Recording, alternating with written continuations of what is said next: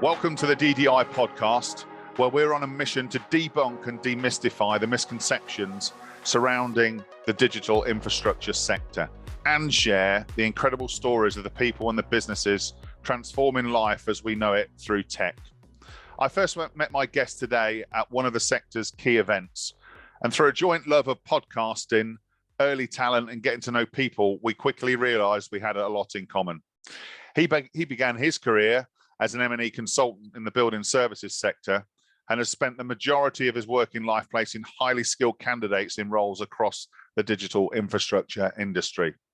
Today, he not only runs one of the sector's leading recruitment firms, but has now been named the sector's top 10 influencers by Data Center magazine, number 3 on that list, no less.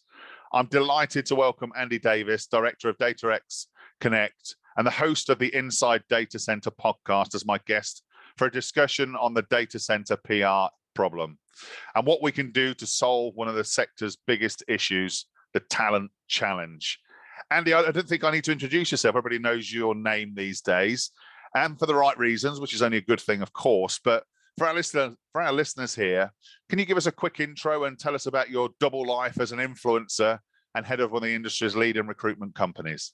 What an intro. Morning, Mark. Thanks for that. Appreciate it. It always makes me laugh when people say I'm an influencer, because I don't ever treat myself like that. I just do what I'm passionate about and what I enjoy, and the results of that still amaze me to this day, but appreciate the shout out. Who am I? Andy Davis. As you said, I run DataX Connect, which is a data center recruitment organization specializing in recruiting people for the sector across the globe. Off the back of that, a few years ago, I started getting more into the marketing and PR side of it. I started the Inside Data Center podcast nearly 3 years ago to the day. I believe it was July 2020, 140 odd episodes later. Wow. Here today, which still amazes me. Also, the Data Center News newsletter, which goes out every Friday, which I think at the last count was around 11,000 subscribers. So that's why a lot of people know who I am, but I was simply started because I was passionate about it. No other reason. There was no method to my madness. So no big PR stunt right at the beginning there, Andy. This is just pure passion coming through. Yeah, the podcast was really on what we're talking about today. I was bored of having conversations with people and them asking me to sign NDAs for everything, and I just felt that they weren't necessary a lot of the time. And I thought, I wonder if I put a microphone in front of people, if they'll be a bit more open. And they were. And then I recorded 5 episodes at the start for see how it goes. And I say 3 years later, 142, I think it is, we're still there, still recording. So yeah, it's a wild journey. Well, I'd love to reciprocate this at some point in the future with you. But let me ask you, let's get us kicked off here. How did you get into the data center industry? And what really fascinates you about it? As with most people that I interview on my podcast, and I'm sure most people in the sector, I fell into it. I had no idea what a data center was. And back in 2006, 2007, when I first recruited for one. So going back, I started my career in recruitment. I did a degree in sports science, absolutely pointless, but I enjoyed football and liked sport. That led me to a career in sales, which then led me to a career in recruitment. Started doing mechanical and electrical engineering in a recruitment perspective. And then in 2006, around that time, I started recruiting for a major new build data center in Basingstoke for a large general contractor. That was my first introduction to data centers. Obviously, then the global banking crash happened, which slowed down the sector significantly. And then my timelines are never great, but around 2016, 15, 16, people were starting to phone me up and going, do you still recruit in the data center space? And a lot of my clients had moved into some of the hyperscalers. They developed into higher levels within organizations. And obviously the cloud was really kicking off.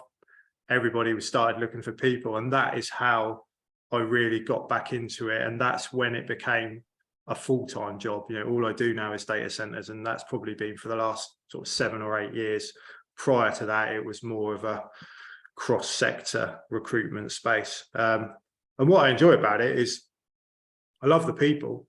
I think that's what I always say. Like, the people in this industry are amazing. So many people have helped me along the way. I mean, everybody I ask for help, always happy to help. So, I love that element of it. The fascinating side of it is more the evolution and the evolving, the speed the sector works at.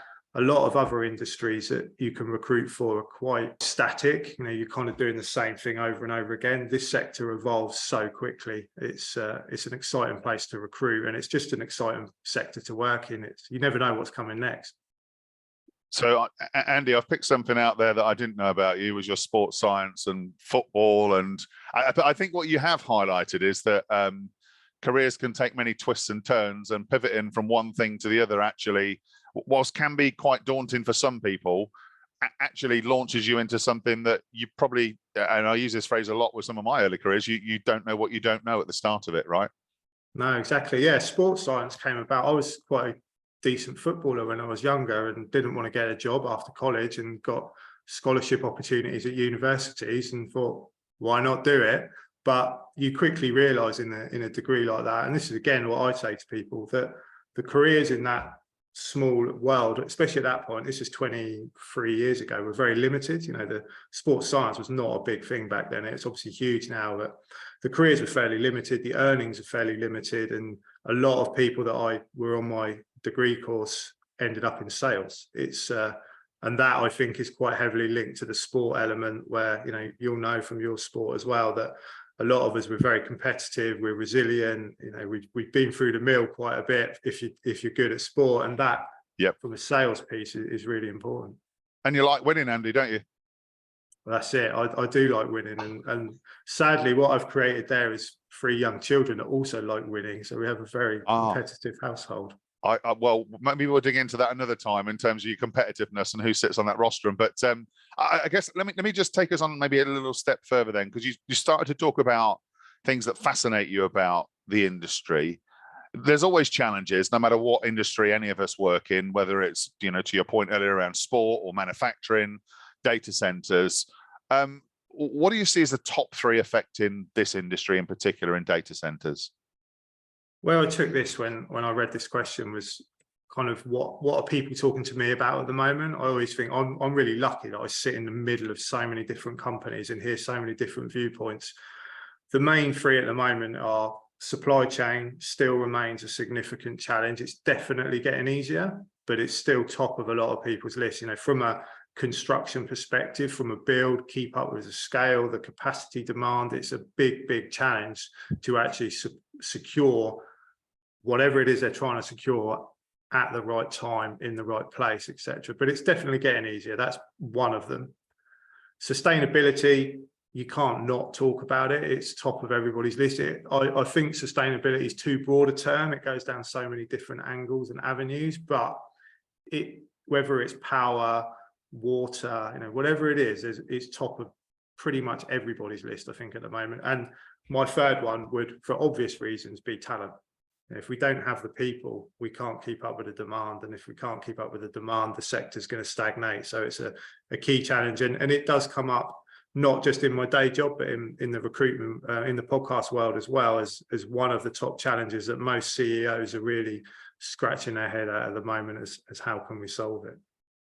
Yeah, I think in my short tenure here at 3 months into this industry, I think I'd be synchronizing with you on all 3 of those topics. In particular, the last 2, I have to say, and the first one is a particular challenge for me in my role, actually, just around the way that we unlock some of the supply chain challenges, for sure. I do want to pick up just briefly though on the sustainability piece. Do you think how can we get early talents to help us try and solve some of those problems? Because when I talk to some of our early talents in my business, they kind of want to solve some of these major challenges. Do you see the same? Is it more important to people who are starting out in their careers than those that are maybe midway or the latter part? What's your general feel for sustainability and how we could solve it with people? I think it comes back to passion. I totally agree with your point. Younger people or early entry talent are really passionate about, we'll put it into a real broad term, saving the world, saving the planet. That is probably one of their number 1 drivers when looking for careers. They want to know the meaningfulness of the position. What can I achieve with this? And a lot of it is linked to sustainability. I think my view on it, and my view on a lot of these aspects, would be give them the opportunity, ask them, what would they do. I think and this is not applicable to data centers, this is careers in general. What we don't do enough, in my opinion, is ask people for their views. There's a lot of top-down, businesses where we're going to do this, we'd like you to implement this, whereas some of these younger generation, they're the future of whatever industry they're working in, and they know what they want to achieve. They're more passionate about it than a lot of us. That's the reality of it. And if we give them the opportunity to have impact and have discussions around what they think we could be doing, I'm sure some amazing ideas would come up. And there's no doubt in my mind that the way that a lot of this will be solved will be from probably major tech advancements, which will come from people in their 20s, like a lot of them do. Where do the biggest tech organizations come from? They're all that level. They can see it. They see things differently to the next generation up, whatever generation it's called these days. But the next generation up, we see things differently to them. So let's let them do it. I'm kind of all over what you're saying here. I think it's a very important point, which is set the challenge and let them solve it. We don't need to tell them what the challenge is and how to solve it and go and do it. I mean, we can get a robot or an AI or chat GPT to sort that out. We need people to solve real issues. And I've been really impressed by some of the early talents we have, in particular when it comes to solving a challenge. I mean, you're absolutely right. They think completely different. And I was pleased to see more recently people talk about STEM as an example in our industry. I'm now pleased to hear things like STEAM. So we've also included the arts as part of STEM, which actually is super important, in particular when I think about visualization of a data center or a factory. These people are very creative and come up with some, what I would classify as wacky, others would classify as pure genius ideas to help resolve some of those major challenges. I'm sure you see the same, Andy. Yeah, 100%. And when you look at obviously the PR side of it, which I know we'll talk about, what we do as an industry, and again, this applies across most industries, is we're trying to attract these younger people, but through our own methodologies and our own experiences. We don't ask them, how would you attract people of your generation? What do you think we need to be doing? Because again, they think differently, and that's what you need to understand. Utilize their experience, their knowledge. It's not just because they're entry level means they can offer anything less than anybody else. And it's getting into that mindset. And again, don't get me wrong, a lot of organizations do amazing work around this, but it is very much give them the opportunity and they will come up with some great ideas. And the art side of it is a great point. Someone I was speaking to recently said, and this is true, when we all first went to a data center, we couldn't find the door. It was a steel shed. You had to phone somebody. I'm outside. I can't find the door. How do I get in? You didn't even know it was a data center. Whereas now, look at some of the amazing buildings that we're constructing, the architectural element of it. And if people see them as more than a shed, which frustrates all of us, if people see it as more than that, and they see it as the outside is appealing as well as what's happening inside, you're only going to attract more people and get more exposure. Yeah, I like that point, actually. In particular, when I think about biodiversity in the whole estate of a data center, we can start to really address some of those challenges. Actually, just before we move on to PR, there is one thing, when we talk about talent, that there is a shortage. There's lots of data out there suggests we can do certain things, but where and how can, in your mind, Andy, can we begin to engage and start to work with early talent to give them that visual of what their future could look like in this industry? And I think this is massively linked to PR as well. Like I just said, I joked recently, I saw a poll on LinkedIn asking people on LinkedIn what they think about recruiting through TikTok. And obviously people that are on LinkedIn are our demographic, and said, I don't think it's a good idea. And I thought, well, ask people on TikTok what they think, because they're the ones you're trying to attract. And I think a lot of it is linked to that. It's a huge challenge. And what you have to understand as an industry as well is we're not alone. Every industry is having the same problem. There's no industry out there that's sat there flooded with loads of entry-level talent saying, oh, we've got too much, someone come and take it. They're all out there trying to fight for the same people. So we have to make our industry attractive to them. So why should they want to work in it? What do we offer that other sectors don't? I think a lot of it, in my opinion, goes back to storytelling and sharing examples and stories of, and there's stories of individuals that create those role models that get some of those really amazing young people in our industry or entry people in our industry and highlight them, tell them what they've achieved in the 2, 3, 4 years they've been in the sector, and also tell stories about what we do. I'm a big believer that if people understood what a data center actually does, much more people would be positive about the industry, but also would want to work for it. You know, if they knew that data is being used to create vaccines, or if they knew that data can help to, you know, change the world from that perspective, they would be more excited than it's a shed full of servers. And I'll tell you, I'm two extremes, but that's the reality of it. So I think if we want to engage more entry-level talent, we've got to get it down to their level, or to their level, down's the wrong word, but to their level, and start communicating with them, and also get them involved. You know, get these young people involved in us trying to solve that challenge. When you said earlier that they love challenges, well, there's a challenge for you. You know, how can we get more people like you into this industry? And I'm sure they do a better job than a lot of us. Yeah, I think you're probably right on that point. Hey, I mean, you know, we were thinking about this the other day in our business, and we were thinking, well, maybe the rhetoric just needs to change from not what we do, but why we do it. Yeah, And it's sales. Yeah, it's the journey. It's the journey, isn't it? Because when you're looking at a career, you know, we're not a data center sector. We're a sector of so many different elements. So, and that journey goes from someone designing the building in an architectural practice to an engineer designing the engineering on the facility. And then you've got a HR director sat over there who's running a global corporate organization. You've got a finance team, you've got customer service, you've got sales, you've got engineers, you've got project managers. You can't put that all into one message, can you? Come and join us in the data center sector. It's more like, we want project managers that can do this. Or are you an architect that wants to design buildings that will change the world? Are you an engineer that wants to come up with a solution that could solve climate change? Whatever it might be, it's breaking it down into little chunks. And as an overall piece, we're a data center sector. Yep.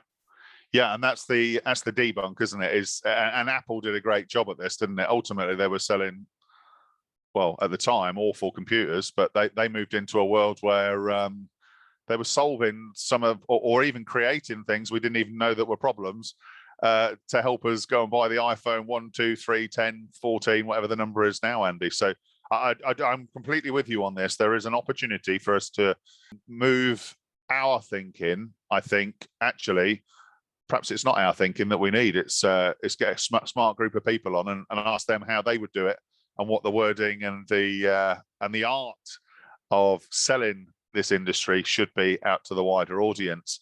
But let's come on to the PR challenge, because this is a real tough area, I think, for the industry right now. But there is some education to be done, and something, by the way, that you're doing some great work in to address. But what's the main issue here? How do we raise our profile? I think the main problem is we don't talk about it enough, and that sounds very obvious, I'm sure, to a lot of people, but it is the reality of it. You know, there's so many more people doing it now. You know, when I started the podcast back in whenever it was 2020, there was only a couple of podcasts. You had like Data Center Hawk were doing one, and a couple of others. Compass, I think, had one, but there was a few podcasts, and now there's quite a lot, which I love. You know, you shouldn't see it as a challenge at all. It's like the more we do it, the better. That's what we're all trying to solve, the same thing. But I think in general, it's talking about it more and getting our message to more people, and that involves going to schools, going to colleges, going to universities. You know, telling your friends what you do, talking to other businesses, collaborating with other businesses and other sectors. You know, how can we work together with the aerospace sector, for example, to attract more entry-level talent? You know, take away the competition is a big thing, and pull the curtains. You know, it's not. We were talking about it earlier. It's not a secret. Like, this sector is not a secret. It's obsessed with being a secret, but it's not. And a lot of the time I ask people, and I'm quite blunt about it, and why can't you tell me that? And there's a lot of reasons sometimes why they can't. And we all understand that, you know, customers, etc. We get that point, but there's so much you can share. And the reality is everybody else knows what you're doing anyway. You know, I always joke about code names of projects. And I think I saw one the other day, which was it was an AWS project in Australia, and the code name was Echidna, I think, or Echidna, something along those lines. And everybody knows that's an AWS project.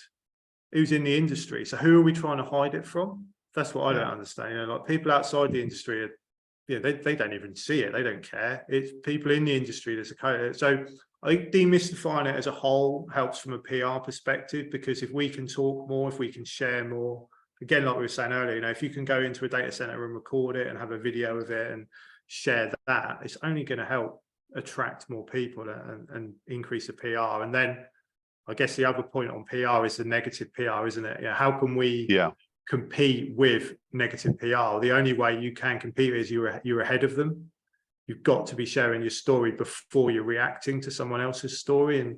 And what we see a lot is a major media organization will write something or show, have a documentary on something that is negative, and we haven't had the opportunity, or we haven't gone out of our way to actually share the positive. So then we're trying to defend ourselves against, a story that's already written and people have already made their views. So there's a lot we can do.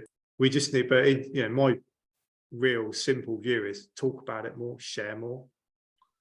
Yeah, Andy, you've picked up on some really good points here that I do want to kind of pack up a little bit. So I think the other topic or the other phraseology around this is, how do we do it so our gran can understand it?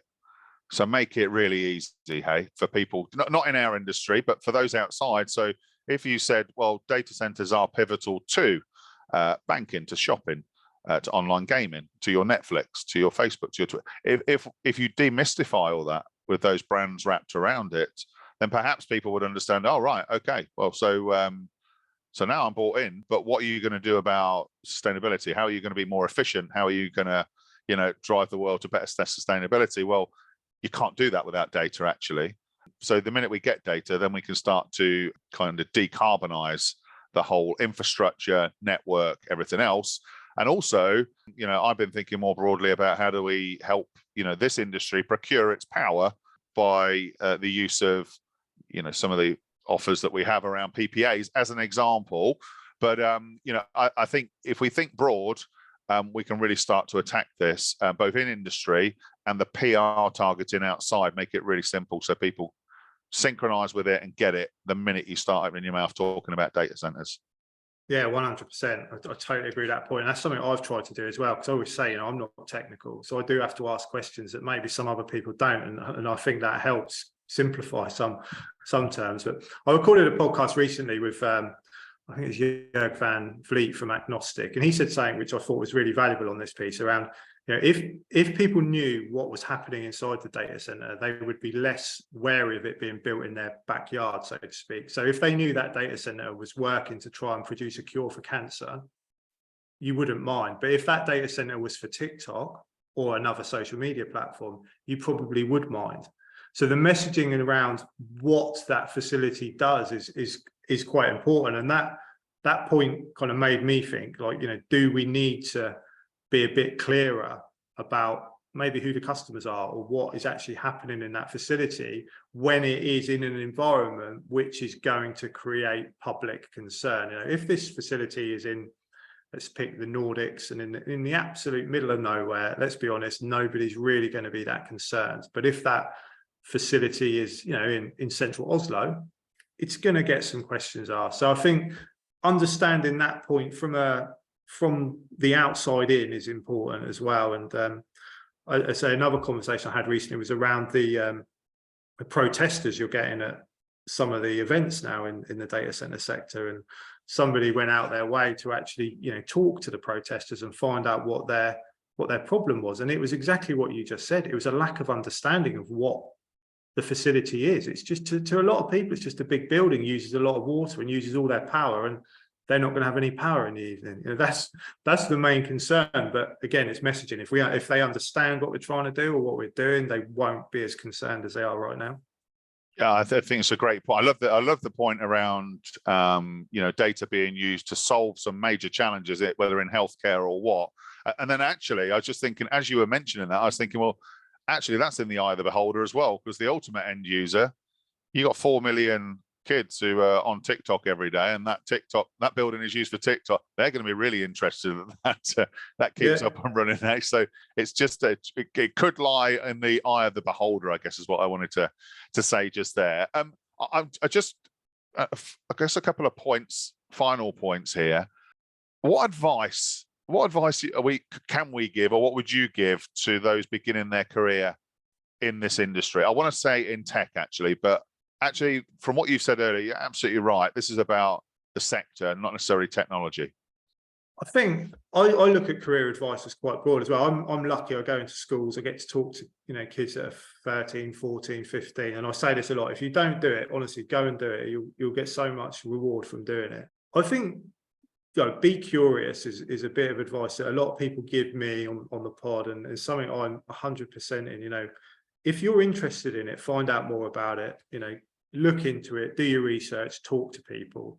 And I think once you're in the sector, reach out to people and learn from them.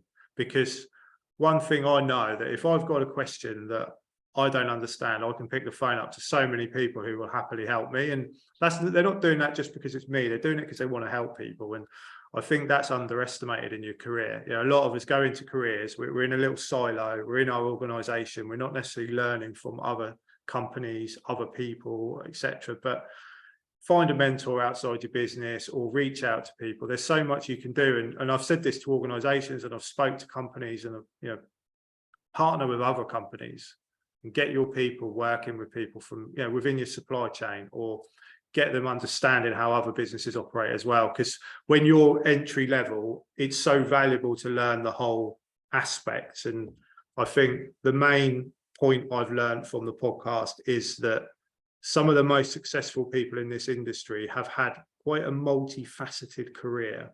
Whether that is they left school at 14 and they ended up selling a business for multi-millions, or they started life on the tools. They then went into sales. They then went into project delivery. They then became a senior leadership. You don't have to follow a linear path. So try and get exposure to as many different aspects of the industry as you can, as early as you can. That will 100% help you develop a long-term career. So it's probably not one piece of advice. I probably went through about 10, but my main piece of advice would be talk to people, reach out, and learn from other people. Yeah, I picked up on two things there, Andy, that are really valuable, I think, and something, again, that we've been speaking about in our own business. Well, one is the power of networking. I think that's what you just said. More broadly, not just in your little micro team, but much broader across your business, but actually much broader across your industry. Find a way to go do that. And the other piece of advice I think you gave there, which resonated with me, was don't be afraid of a parallel move. A lot in our exco right now. Well, I came from a world which was robotics, software, and automation. I'm thoroughly enjoying this world of data centers now. And I know I was speaking to one of my colleagues yesterday who's done 5 parallel moves at vice president level to get that exposure, experience, and to keep him interested as well, by the way. So I think that's a really fascinating piece of advice. And on that point as well, just quickly, because I'll forget to say this otherwise, like what that gives an organization, because there's a massive positive to the organization, as well as diversity of thought. Diversity of thinking can change your organization so much. If we're silo with data center experts, all you get is the opinion of data center people. There's nothing wrong with it, sorry, but if you can bring some thought process in from somewhere else, it doesn't matter where it is, you get a different concept, a different view. And that is, I always say it, people who started Uber didn't drive taxis. Absolutely. And I think I'm finding that out myself. I'm very similar to you, actually, Andy. I have to ask dumb questions because I don't know the damn industry at this moment in time, but actually it kind of can unlock, different conversations that happen on maybe software, digital twin, AI in particular, augmented reality. So they all come up. I'm a stupid, automation guy, but maybe there's some crossover points there.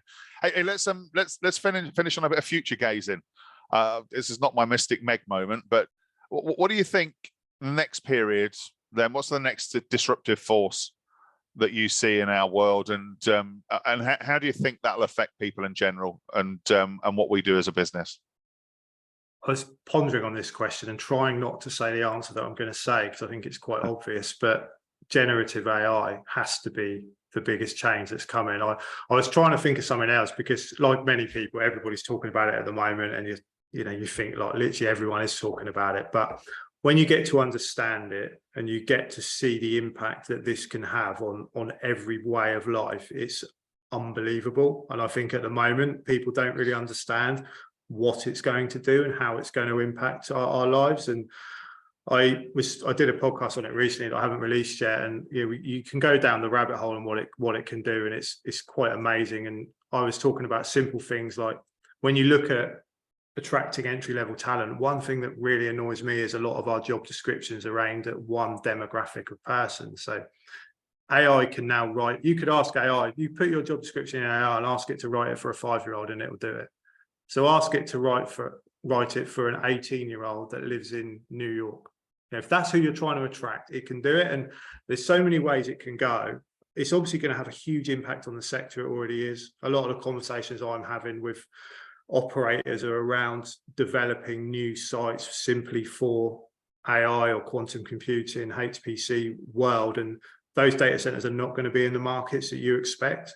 The latency is not as important. So that's going to suddenly open up loads of new regions into the world. So it's going to have a huge impact on the sector. But from a kind of tech and future perspective, my advice is go and learn about generative AI. It is going to change your world. It's going to make your job easier if you use it in the right way. And we'll need to understand it. And my 9-year-old daughter was asking ChatGPT to write her songs the other day. She's 9. They're doing it already. Imagine what they're going to be like when they're 18. It's crazy. Well, that's me out of the industry then, Andy, to be quite frank. So if 9-year-olds are onto it already, that's brilliant to hear. And I've had multiple discussions on this whole topic around AI. There's a lot of threat, but there's also so much opportunity. I've heard it being used in healthcare already for people losing their sight, hearing, speech impediment, so many different things. So yeah, you're absolutely right. It's going to change the way we do things, I think, and it's exponential. This is not a linear pathway to 2030. This is coming fast in the next 18 months. Yeah, and I think someone said recently, it might have been Elon Musk or it was somebody of that ilk. This is the biggest thing since the internet. That's how big it is. Like, think of how much the internet has changed our life. But if you go back, and I was trying to look back in my crystal ball to when I started my career and email had just come in, because it's a gradual transition. You don't necessarily notice it as much. It kind of just happens. That's what AI is going to do. AI is doing things now that you won't even notice, but all of a sudden it'll become part of your everyday life. So that's why I think now I'm a bit older or a bit more mature, you kind of understand that it's going to have this impact. And the quicker you learn about it, get ahead of your competitors is the way I look at it. Start learning, start developing, and hopefully it can, like you say, there is a threat element to it. I do agree with that, and it needs regulation, but the opportunities it can create it blew my mind talking to someone about it for an hour. It's mind blowing what it can do. Well, I've learned a lot, as I always do when I record these podcasts, Andy. So thank you for taking the time with me here today. We've talked about the data center sector. We've spoken about the things that excite you about it, maybe some of the challenges. We've spoken about some of the effects of externalities and how they're impacting on the data center, and our role really as an ecosystem to help people understand not just in the inner sanctum, but a lot broader what we're doing, how we're doing it, and why. I think that's the important piece we landed on here. I really enjoyed the piece you said about people starting out in their careers, and maybe a couple of points for people to think about there. And AI is fast encroaching or approaching us, and we all need to get educated and embrace it. So thank you for all your thoughts and insights today, Andy, and thanks for joining me on the podcast. Absolute pleasure. Thanks for the opportunity. Always good to chat.